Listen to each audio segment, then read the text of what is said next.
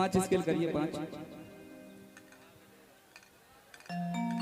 एगो गीत हम बहुत पहले तोहके देख के गावत हैं कि दुनिया में सबका से प्यारा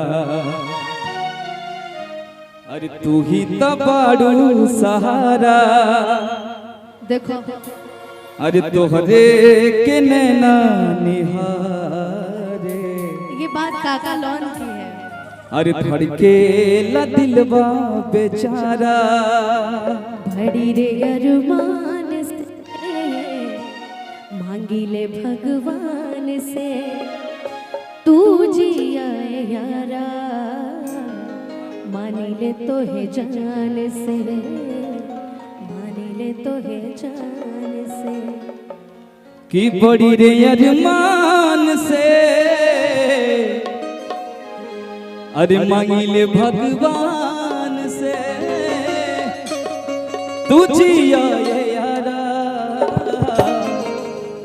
अरे मान ले तो है जान से।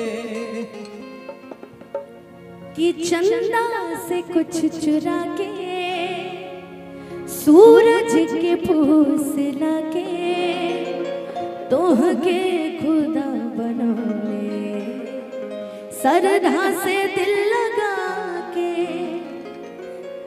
कि नहीं ऊपर वाला नहीं नीचे वाला, हम केहू के कुछ न जाने, जान तोहरे खातिर जी दिनों राती, बस तोहरे के दुनिया में माने, करे जा तोहे मान के रहिला हम शान से, करे जा तोहे मान के रहिला हम शान से, तू जिया यारा मानीला तोहे जान से, मानीला तोहे जान से।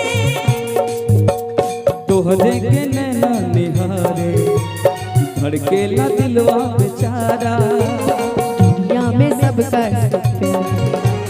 तू ही तो हवा सहारा। बड़ी रे अरमान से पहिले भगवान से, तू जिया रे यारा मन लगी है शान से, कही लगी है शान से।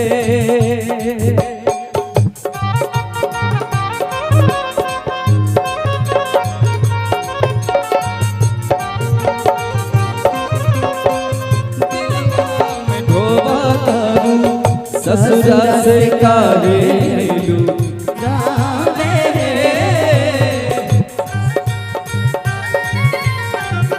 गावे अपना बारे में पिया कुछ ना बतावे, हमारा से जाने का क्रिया करावे, हमारा से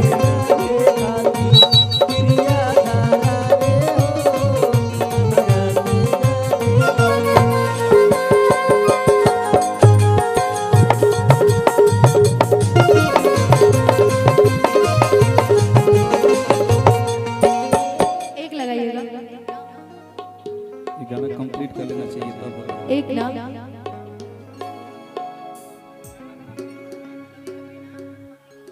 जी जी जी बिल्कुल। आज आप माहौल में भी हैं पूरा, इसीलिए तो आज आप पहन के भी आ गए हैं कि हाँ आज शेरा लोहार है तो होगा। किसी को सोच के हम थोड़ी कपड़े पहनते हैं, ये मेरी अपनी अपनी पसंद है, हम किसी के लिए नहीं सजते, हम पब्लिक के लिए सज के आते हैं। पब्लिक के लिए किसी के लिए अगर मुझे तैयार होना होगा ना तो बिना तैयार के हम ऐसे भी साड़ी पहन के आ जाएंगे, मुझे पसंद कर लेंगे। बड़े आए हो।